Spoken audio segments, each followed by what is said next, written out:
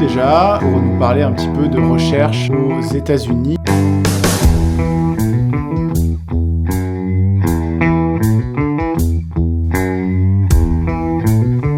Ok. Action!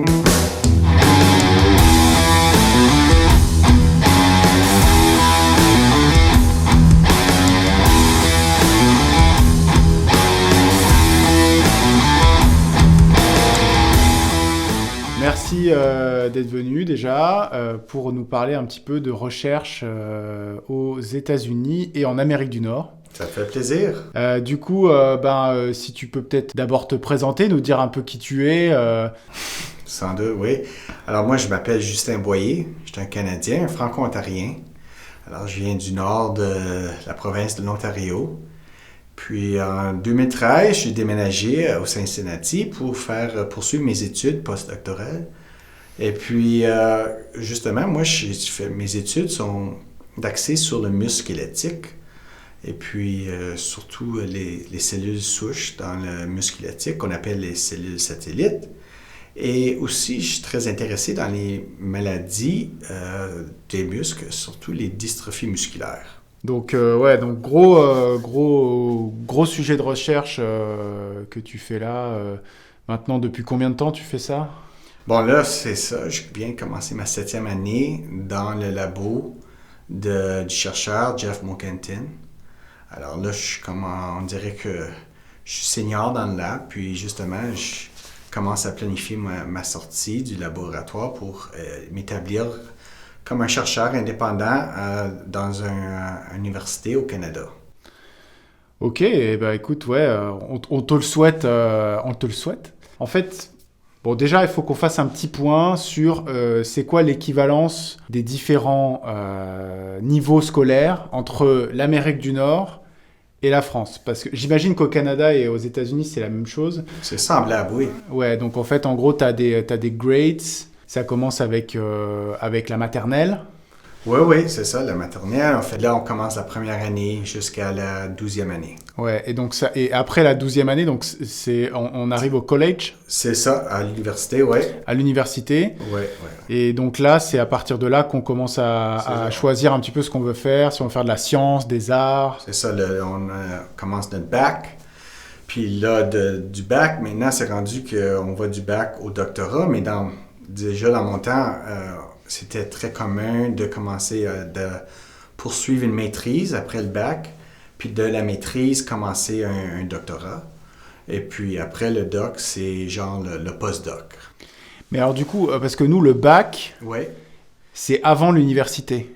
Ah, ok, ici, on ferait l'école secondaire jusqu'à la 12e année. T'as quel âge en 12e année? 17 ans. Ouais, donc c'est la fin de notre lycée à nous. OK. Et nous, à la fin du lycée, on passe ce qu'on appelle le bac, ouais. OK, alors c'est différent, oui. Puis une fois qu'on a fini l'école secondaire, on commence l'université, alors c'est le début du bac. OK. Puis souvent, il y a un bac de 3 ans, mais on dirait que le bac de 4 ans est plus commun. Ouais. Surtout si tu veux poursuivre des études supérieures, ça prend un bac de 4 ans. D'accord. Moi, j'ai un bac en sciences. Puis de là, j'ai fait ma maîtrise en biologie. Puis après ça, j'ai poursuivi un doc. J'ai complété mon doc à l'Université d'Ottawa en médecine cellulaire moléculaire. D'accord.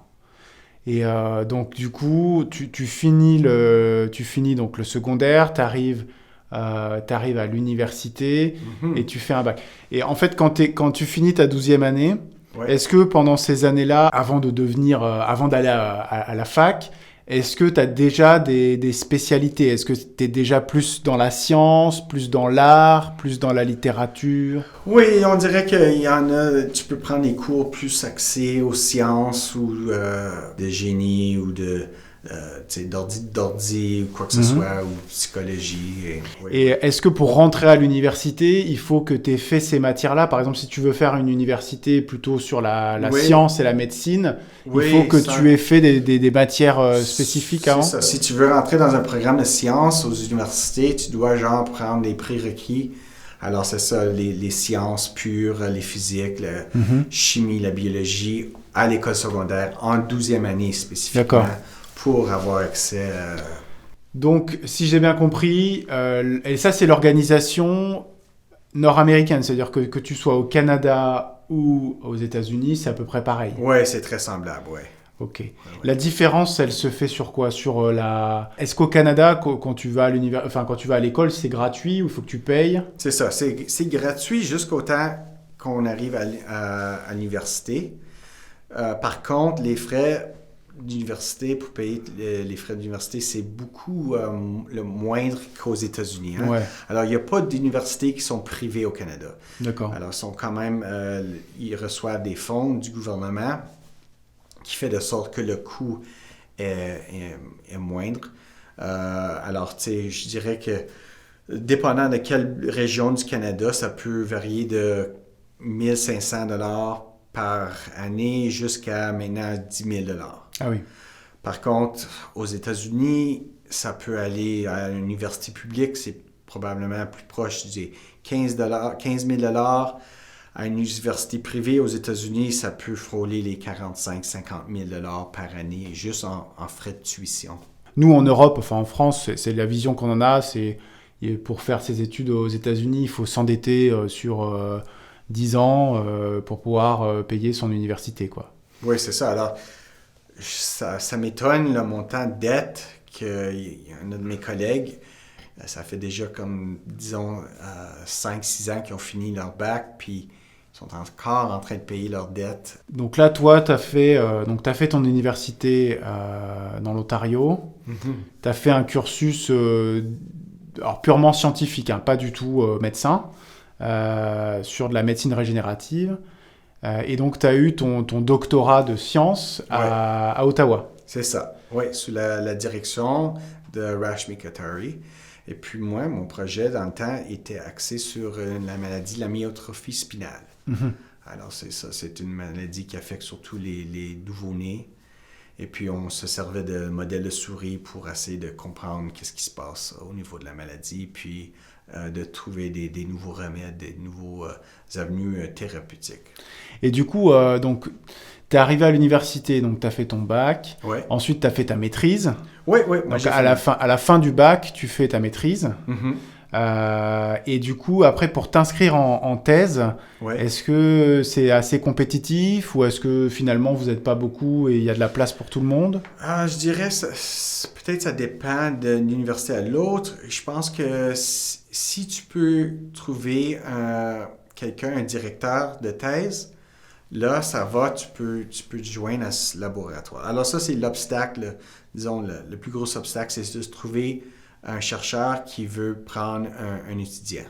Ouais. Alors si tu peux faire ça, ben là, au moins tu sécures ton spot dans un laboratoire. Alors ça, c'est un peu... aussi, il y a des critères, hein, des seuils de notes. Ouais. Mais, tu sais, si quelqu'un veut t'avoir dans leur labo, c'est faisable. Et du coup, au niveau finance, comment ça se passe pour faire une thèse, donc un PhD? Ouais. Tu candidates pour des bourses? Oui, sans doute, il y a des bourses qui sont offertes par le gouvernement au niveau provincial ainsi que fédéral. Mais si tu n'es pas capable si tu as de la malchance puis tu n'es pas capable de trouver une bourse, là, c'est la responsabilité de ton directeur de thèse à te payer un petit salaire avec ses fonds de recherche. D'accord. Et du coup, donc ça, c'est quelque chose qui doit faire... disons que toi, tu vas candidater pour des bourses, mais en gros, si tu n'as pas de bourse, tu peux très bien aussi te faire de ne pas être pris. C'est sous-entendu qu'il va payer, il ou elle va payer ton salaire si tu n'as pas de bourse. Oui. Et alors en France, on aime beaucoup savoir ce que gagnent les gens, mais on n'aime pas du tout dire ce que nous on gagne. Ouais. c'est très français. On a un non, gros problème avec l'argent. Ouais. C'est comprenable. Mais combien ça gagne un étudiant en PhD, en Okay. thèse? Là, disons que ça a augmenté depuis que je suis là. Ouais. Sais-tu, non, j'aurais de la misère à te dire, mais dans le temps, je pense que quand moi j'étais là, c'était comme un salaire de 21 000. Tu sais, en temps de 21 000 Canadiens. Mm-hmm. Bon, moi, avec mes bourses, je faisais probablement des 30-35. Mais là, je dirais que si j'avais à deviner, je dirais que Le minimum, c'est probablement des 25 à 26. Donc, du coup, toi, tu as eu des bourses Ouais. et tu as fait ton PhD. Ton PhD, tu l'as fait en combien d'années? Je pense que ça m'a pris 4 ans et demi. 4 ans et demi. Est commun. Disons, ça prend un peu de temps. Alors là, qu'est-ce qui est de plus en plus commun? C'est qu'après le bac, les gens ils s'inscrivent dans un programme de maîtrise. Mhm. Puis de ce programme-là, il y a une transition au doctorat. Alors, ils ne finissent pas avec une maîtrise telle quelle, Ouais. mais ils finissent plutôt avec un doc, mais il y a une transition. Alors, c'est l'inscription à la maîtrise qui devient un programme au doc.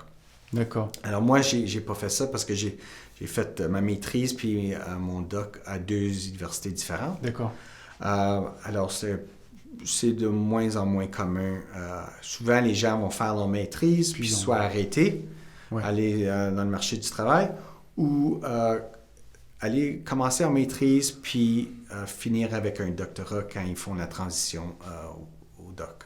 Alors, avant de passer au postdoc, par rapport à justement, tu viens de parler d'un truc intéressant sur le marché du travail, c'est-à-dire que toi, donc, tu as fait un cursus de recherche, plutôt de recherche fondamentale dans les sciences médicales.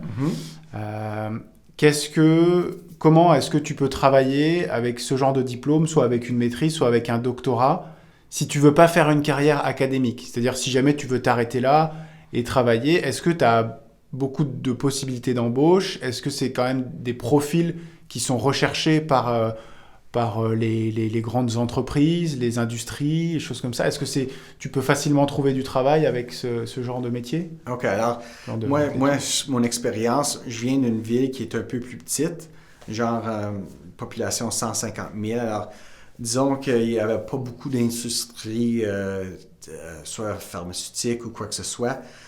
Aussi, je viens d'une région où il y a beaucoup de forêts. Alors, les gens, souvent, moi, j'ai fait ma maîtrise étant en biologie. Bon, j'ai fait de la biologie cellulaire. Par contre, beaucoup de mes collègues, eux,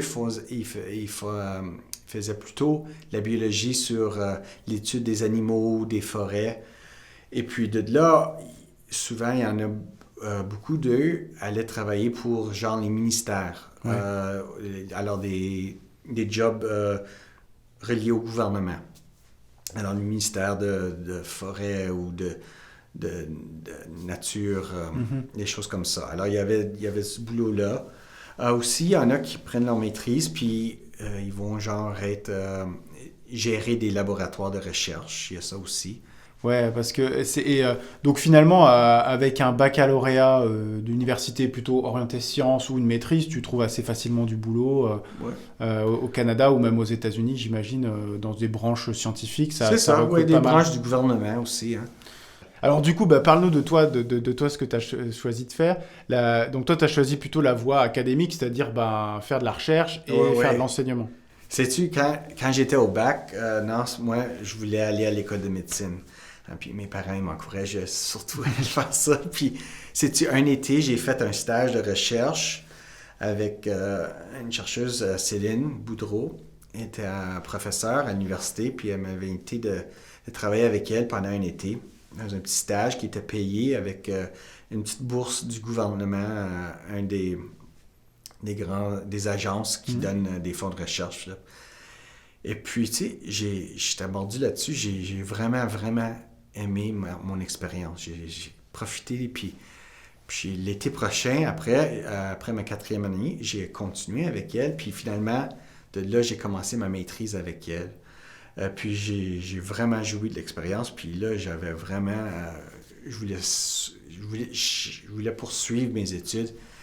Et puis de là, j'ai été faire mon doc avec Rashmi Kothari, qui était vraiment le superviseur de postdoc à Céline, qui était ma directrice de... C'était son maître, enfin c'était son chef de labo quand elle était en postdoc. C'est ça, oui. Alors elle m'a encouragé, puis aussi alors j'ai déménagé de ville. Alors c'était comme genre tout suivre les étapes. On dirait qu'il y a des étapes à suivre qui sont genre connues, pas connues. Puis c'est ça, genre justement changer d'université, une transition pour continuer tes études. Puis aussi, comme disons que son laboratoire à Rashmi était beaucoup... il y avait beaucoup plus de fonds de recherche, c'était plus université.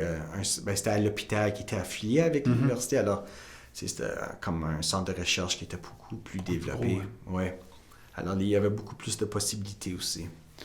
Ouais, et donc, quand tu étais en thèse, est-ce que tu devais faire des... Alors en thèse, nous, en France, les thésards ont quand même une partie de leur travail qu'ils doivent donner à l'université pour faire des travaux dirigés. Oui, ok. Alors, est-ce que tu faisais ça, toi? Ça dépend de l'université et aussi du programme. Ouais. Alors, dans mon programme, c'était surtout un programme qui était très fort, où ce qu'il y avait les profs étaient très... Il y avait des demandes de recherche très exigeantes. Donc en fait, c'est pas obligatoire, c'est pas obligatoire. Disons que ça dépend de l'université dans laquelle tu vas être, si tu as ta charge de travail. Et donc ça dépend des écoles doctorales, donc ça dépend de là où tu es pour ton doctorat. Mais tu as des prérequis pour passer ton doctorat. Il faut que tu aies publié un certain nombre de papiers, ou est-ce qu'il faut que... c'est quoi en fait ce qu'il te faut pour passer un doctorat? Alors là, tu commences souvent ta première puis ta deuxième année. Il y a quelques cours que tu dois suivre. C'est surtout des cours... c'est différent du bac. Alors, c'est plus des cours basés sur des discussions, lors des présentations des articles scientifiques, puis discussions entre groupes. Puis aussi, les classes sont beaucoup plus petites. Il y a peut-être dizaines ou douzaines de personnes dans la classe. Puis aussi, il y a beaucoup de présentations à faire. Et puis des présentations soit sur ton projet tel quel, ou aussi présentations de données des articles qu'on te donne à lire. Et puis, alors c'est différent que les États-Unis, on peut en parler après, mais c'est ça. Alors, il y a quelques cours à prendre pendant la première année. Je pense qu'il y en a 3. Puis aussi, à part de ça, il y a un cours de séminaire. Tu dois donner des présentations. Ouais. Mais après ça, c'est juste faire de la recherche. Et tu n'as pas besoin de publier forcément tes résultats pour passer ta thèse? Est-ce que c'est... il y a comme genre des règlements officiels en temps de publication? Je dirais que non. Souvent, il y a une entente qu'au moins un article va être publié. Okay. Mais tu sais, c'est difficile à cause qu'il y a des laboratoires, eux vont publier 3-4 articles dans des journaux qui sont un peu peut-être moins connus, tandis que tu peux avoir un autre étudiant ou ce qui est dans un labo qui veulent genre, axer pour des top journal où un article va avoir peut-être autant de données que les 3 autres articles. Ouais. Alors, ça varie d'un labo à un. Mais je dirais pas qu'il y a de règlement officiel, mais il y a souvent une entente qu'au moins un article est déjà publié ou va être publié très sous peu. Donc ça dépend, parce qu'en France, c'est vrai, moi, quand j'ai passé ma thèse, il fallait avoir 2 articles. C'est vrai, oui. 2 articles publiés, et puis il y a un certain nombre de présentations aussi pendant les congrès. Ouais. Bon, tout ça, c'est plus ou moins vrai, parce qu'il y a des gens qui ne les ont pas, ils arrivent à passer leur thèse quand même. C'est probablement un peu de l'élitisme français, parce que finalement, effectivement, avoir un papier énorme dans Cell ou dans Science, ça vaut 4 papiers dans le journal de Mickey, quoi. Donc, effectivement, bon. Donc tu passes ta thèse et donc du coup tu décides de faire un postdoc parce que pour faire une carrière académique, ça c'est vrai aussi pour nous, il faut avoir de l'expérience après le doctorat. Oui. Parce que alors tu nous diras nous comment ça se passe en France, comme ça te permettra de faire le parallèle. En gros, moi je te parle de ce que je connais, c'est-à-dire en médecine, mais globalement quand tu veux faire une carrière académique, donc tu vas passer ta thèse de médecine, ton cursus de médecine, on va dire que tu le fais comme tous les médecins, et puis ton cursus scientifique, tu vas devoir faire des cours à la fac énormément, tu dois devoir passer ta thèse, ton PhD, ta thèse de sciences, et après derrière tu dois avoir une expérience d'au moins 6 mois, voire 1 an, et puis on t'encourage à faire plutôt 2 ans, à l'étranger ou en tout cas ailleurs que chez toi, pour prétendre à une carrière académique. Et ce qu'il faut que tu fasses aussi, que tu passes un diplôme qui s'appelle l'HDR, qui s'appelle l'habilitation à diriger la recherche. C'est ce qui te permettra, toi, d'encadrer des étudiants qui vont vouloir faire un PhD. Okay. Donc, je ne sais pas comment ça se passe en Amérique Ouais. du Nord, au Canada ou aux États-Unis. Est-ce que tu peux nous en dire un peu Oui, plus? il y a des choses qui sont semblables, sauf l'examen à la fin, on n'a pas ça, mais alors justement, après ton doc, il y a cette idée-là que tu vas déménager, aller t'établir ailleurs, souvent dans un autre pays même, pour poursuivre des recherches, pour approfondir tes connaissances. Hein? Alors moi, justement, je dirais un an avant que j'ai fini mon doctorat, j'ai commencé à songer à faire le postdoc puis à passer en entrevue. Et puis j'avais surtout visé les États-Unis parce que je dirais que l'argent qui est dévoué aux recherches ici aux États-Unis, c'est très impressionnant. Puis il y a des laboratoires qui ont des ressources que on dirait qu'il y a ça au Canada, mais ici, on dirait que c'est fois 100. Hein? Alors déjà, même entre le Canada et les États-Unis, Oui, tu oui, seras la différence. puis... Alors, t'imagines même pas entre la France et les États-Unis. Et donc, j'avais surtout visé les États-Unis. J'avais passé en entrevue à Los Angeles, à UCLA, à New York, au Skirball Institute, et puis aussi à Cincinnati. Puis là, tu sais, les labos que j'avais vus, il y avait tous des avantages, des désavantages. Surtout, il y en a, je veux dire, je vais en parler, le coût de vie, c'est quelque chose à New York, à Los Angeles. C'est très, très dispendieux. Puis je savais qu'on voulait s'établir, on voulait commencer une famille. Alors finalement, puis aussi, tu sais, le laboratoire que j'ai choisi ici à Cincinnati, il y avait beaucoup de fonds de recherche. Puis moi, je pense que c'est une des choses les plus importantes, c'est que tu veux savoir qu'il va y avoir des fonds de recherche pour payer, pour faire tes projets que tu veux. Ouais. Je m'avais compromis à venir ici, je pense que c'était un an même avant que je finisse à l'Université d'Ottawa. Et puis après ça, justement, j'ai déménagé ici, puis commencé mon postdoc le 1er octobre 2013. Ici, alors le laboratoire Jeff, c'est un laboratoire qui est quand même très bien reconnu. Surtout pour ses recherches au niveau du cœur, mais aussi il travaille sur les muscles squelettiques puis les dystrophies musculaires, puis c'est ça qui m'intéressait, moi. Mais Jeff est un expert, son labo sont des experts à se servir de modèles de souris pour étudier justement les maladies. Puis ça, c'est quelque chose qui m'intéresse fortement. Et puis, je voulais, établir mon expertise dans ce sujet. Alors, je suis venu ici, puis justement, je trouve que j'en connais comme pas mal sur les modèles de souris, puis comment s'en servir. Puis, alors, c'est assez compliqué, mais ça peut être un outil très, très puissant. Ouais. Et ici, tu as aussi une charge d'enseignement. Tu donnes des cours? Moi, je donne des cours, mais c'est pas beaucoup. Je dirais que c'est juste 1 semaine et demie par année. Puis je donne des cours aux étudiants qui sont au niveau du doctorat. Ah donc c'est des cours pour avancer, quoi. Ouais, et tu fais quoi comme cours? Alors moi, c'est comme eux, ils vont prendre des cours en genre la biologie moléculaire, cellulaire, puis ils vont pendant l'année, pendant le cours, ils vont tout apprendre des connaissances de base sur certaines techniques, certaines hypothèses. Et puis moi, à la fin du cours, je me sers de mes connaissances sur la myogenèse pour se servir de la myogenèse comme un modèle pour étudier plein de choses qu'ils ont pris pendant l'année. D'accord. Ouais. Alors, qu'est-ce qui se passe, toutes les étapes qui se passent dans la myogenèse, et puis au niveau de l'ADN, l'ARN, les protéines, puis la communication qui se passe, puis on se sert de tout ça, un modèle pour apprendre, pour être capable de mettre en pratique toutes les connaissances qu'ils ont. D'accord. Qui ont reçu. Et ça, si toi, ton objectif, c'est de t'établir ensuite derrière comme associate professor. Donc, ça veut dire... Assistant professor. Assistant professor. Donc, associate professor, ça n'a rien à voir? Oui, ça, c'est genre le titre que tu reçois après assistant professor. Donc, assistant professor, c'est le début. Hein? Le début. Oui. Alors, nous, on a 2 titres en France. OK. On a maître de conférences universitaires. Oui. Et on a professeur. OK. Et du coup, je sais pas. Du coup, je sais plus si c'est associate ou assistant professeur, mais je pense que c'est associate professor. associé de professeur, c'est...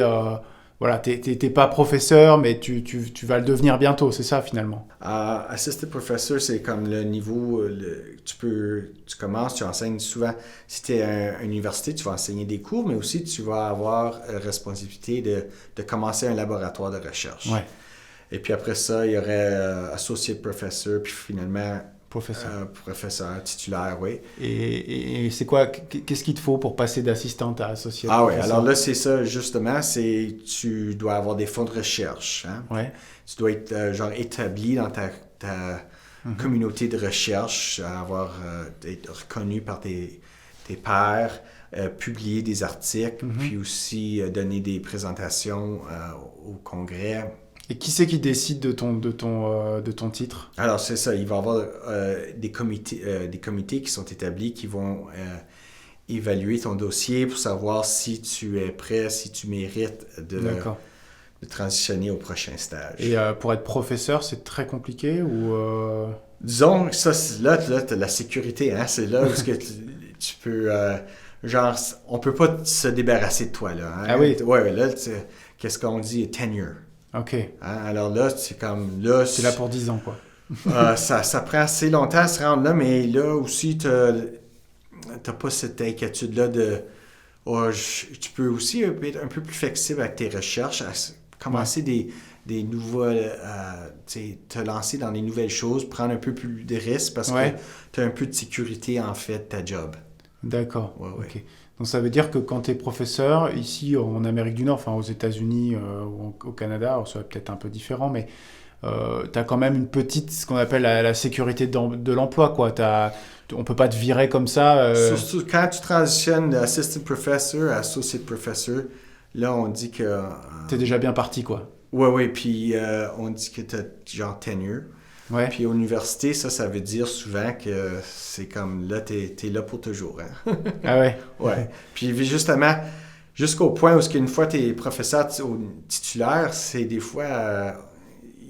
les gens ne veulent pas partir. Hein? Ah oui, ils ne veulent pas partir, ils restent jusqu'à 70 ans. Parce que là, à ce point-là, ils ont des bons salaires. Ouais, hein, c'est ça, c'est ce que j'allais dire, la soupe est bonne, quoi. Ouais, ben justement, tu parles des salaires. Alors, on y revient encore une fois, je suis désolé. Mais du coup, donc, tu nous as dit un petit peu combien ça gagnait un thésard, donc on va dire entre 25 et 40 000 $. Oui. Ça dépend aussi ça dépend où t'es. De la ville. Hein? Ouais, et puis le coût de la vie est très différent. Oui. Faut imaginer qu'il y a une partie qui part aussi pour l'assurance santé, tout ça. Alors, en tant que postdoc, là, aux États-Unis, je pense que les postdocs, ils gagnent, au début, c'est au moins 52 000. Et puis, ça augmente à chaque année. Mais c'est certain que j'ai des collègues, des amis qui, eux, ils font leur postdoc en Californie. Puis, ils font des salaires qui commencent dans 70 000. Oui, mais bon, c'est beaucoup plus cher. Puis, même à ça, ils ont de la misère à arriver parce que le coût de vie est juste... Oui, c'est très important. Oui. Surtout comme les gens qui vont à Stanford, à Palo Alto, c'est une des villes les plus dispendieuses aux États-Unis. Alors, pour trouver un appartement, tout ça, justement, si tu veux pas habiter à 2 heures. Oui. Puis si jamais tu as une famille, c'est pas évident. Bah, c'est sûr qu'à Cincinnati, c'est moins problématique. Oui, c'est un des avantages certains, oui.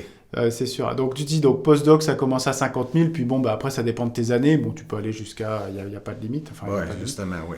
Assistant professeur, t'as une idée à peu près de ce que ça gagne? Oui, ça dépend. Alors, si tu vas à une place où c'est pas trop axé sur la recherche, mais plutôt le focus, c'est sur l'enseignement. Alors, souvent, ces places-là, eux, ils vont payer un peu moins. Alors, je dirais que le salaire commence des 70 000 jusqu'à peut-être 85. Par contre, quand tu commences à une université qui est très forte sur la recherche, puis où ce que ça, c'est le focus primaire, alors là, je dirais que on commence souvent le salaire est vers les 100 000. 100 000, quoi. Ouais. Donc 100 000 pour assistant de professeur. Alors pour moi, assistant de professeur, c'est pas encore maître de conférence. C'est un peu entre les deux, quoi. Disons que c'est probablement c'est probablement un poste qui n'existe pas en France. OK, alors moi, je te dirais que c'est quelqu'un qui est complètement indépendant. Alors, c'est comme quelqu'un qui va t'enseigner tes cours au bac première année. D'accord, ouais. Et puis aussi qui vont avoir des exigences de commencer un laboratoire puis avoir une équipe de recherche aussi. Alors. Ouais, donc, mais ça ressemble quand même au maître de conférence universitaire qu'on a nous. Mais disons qu'on n'a pas cet échelon entre maître de conférence et prof que vous avez, qui est l'associé de professeur. Oui. Et alors, l'associé de professeur, c'est... C'est très semblable au assistant professor. Par contre, c'est quelqu'un qui a gagné beaucoup plus d'expérience. Ouais. Et puis que là, il y a un salaire qui est plus élevé. Puis, il gagne quoi, 2 fois ce que gagne l'assistant de professeur? Non, je dirais pas 2 fois, mais je peux pas trop me parler là-dessus. Je connais pas. Si j'avais à deviner, ça serait dans 130, 140 000. Et puis aussi, il va avoir peut-être plus de responsabilités, en fait, dans le département. Et puis... Oui, c'est surtout il gagne des responsabilités plus que des dollars, quoi. Oui, ça, tu pourrais dire ça. Mais ça, c'est tout le temps comme ça. Ouais. Et après, à la fin, il y a le professeur. Et là finalement, c'est très différent parce que ça dépend... Professeur titulaire, ça, c'est le top. Hein? Ouais. Alors, c'est des gens qui sont très établis, qui sont genre renommés. Les gens connaissent leur recherche, puis c'est ça, sont des tops. D'accord. Puis, alors, c'est des gens, ça prend au moins, je dirais, 10 à 15 ans facilement de se rendre là, une fois que tu es assistant professor. Ah oui, c'est long. Hein? Et puis, souvent, ces gens-là, comme ils ont des labos qui sont beaucoup plus de gens, puis ils ont beaucoup plus de fonds de recherche. Ouais. Puis les exigences sont peut-être un peu aussi élevées en temps de publication. Et ceux-là, ils gagnent, par contre, il n'y a pas de limite, quoi. Ben, je pense que ça dépend aussi des universités, mais ça frôle, je dirais, des 170 000, possiblement jusqu'à 200 000, dépendant si tu es dans une université versus un centre de recherche tel quel, comme où ce que nous autres on travaille. Ouais. Alors, il y a beaucoup de centres de recherche ici aux États-Unis qui sont affiliés avec l'université, mais où ce que les chercheurs n'ont pas vraiment de responsabilité d'enseigner des cours. Alors aussi, je dirais que les salaires sont un peu moins aux universités telles quelles. Ouais. Non, mais bon, après, c'est toujours intéressant de voir la différence. Après, tu vois, nous, pour devenir professeur, ça peut être plus ou moins long. Ça prend aussi une dizaine d'années après avoir été... ce qui serait l'équivalent de assistant de professeur. Mais clairement, le niveau de rémunération est différent, mais peut-être aussi les exigences sont un peu différentes aussi.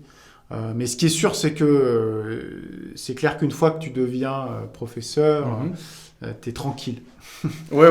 Ça, c'est clair qu'on va pas aller te chercher. La plupart du temps, même les gens te disent rien parce qu'ils ont peur de toi, parce que généralement, tu as deux, trois pouvoirs. Il y a une différence entre le Canada et les États-Unis, là, c'est que quand tu es prof universitaire, ton salaire est payé par l'université au Canada. OK? Il y a beaucoup de places ici aux États-Unis où ce que les chercheurs, eux, doivent aller chercher des fonds de recherche pour payer soit 100% de leur salaire ou 70% de ça. Alors, il y a ce stress-là, cette pression-là de continuellement avoir assez de fonds de recherche, de payer une portion de son salaire, mais aussi pour payer les salaires des employés et payer aussi pour les choses qu'on a besoin pour faire l'équipement. Justement, oui. Alors, je dirais que c'est assez commun ici aux États-Unis où ce que les scientifiques doivent aller avoir assez de fonds de recherche pour payer une bonne portion de leur salaire. Puis, comme j'ai dit, ça dépend. Souvent, il y a des universités où l'université va payer peut-être 30 à 50 %. Même, c'est rare, mais il y en a qui vont payer 100 %. Tandis que si tu es un scientifique qui travaille à un institut de recherche, souvent, il y a des exigences que tu vas payer de 80 à 100 % de ton salaire. Ah oui. Alors, justement, quand tu fais des applications pour des fonds de recherche ici aux États-Unis, c'est pris en considération que le montant est souvent peut-être plus élevé parce que tu dois payer tes salaires. Une portion de ces fonds-là vont se servir pour payer ton salaire, oui. OK. Alors, justement, je te donne un exemple. Ici, aux États-Unis, quand tu as un R01, qui est souvent les fonds de recherche, les grants que les chercheurs qui font de la recherche médicale ils vont avoir, c'est souvent, ça frôle le 250 000. Au Canada, l'équivalent te donnerait peut-être 150 000. Mais de ce 150 000-là, le chercheur, le scientifique n'a pas besoin de payer son propre salaire. Oui, c'est ça, c'est qu'il prend son salaire dessus, quoi. Oui. Tu vois? Alors ici, il faut, les montants sont plus élevés, mais il faut payer. Et du coup, ouais, donc ça c'est peut-être un autre truc, nous, en termes d'accès à des bourses de recherche, est-ce que c'est très compétitif? Est-ce que c'est assez facile d'avoir des bourses si tu publies des bons résultats? Oui, je dirais que oui, c'est quand même assez compétitif. Je dirais que c'est dans les des pourcentages de réussite des 30-20%. Il y a beaucoup de choses qui ont à faire avec l'applicant tel quel, mais aussi, je veux dire, comme si tu es dans un plus gros labo qui est très renommé, ça l'aide. Puis aussi, ça va te donner comme genre des points plus hauts qui va t'aider à augmenter tes chances à justement obtenir des bourses. Alors, il y a des choses qui viennent que tu contrôles, mais il y a aussi des choses qui vont aider juste à aller dans un gros laboratoire qui est bien reconnu, ça va aider aussi. Puis le projet de recherche tel quel, c'est très important aussi. Hein? Le plus cutting edge, disons que le projet, c'est certain que le plus novateur sera le plus récompensé. Ouais.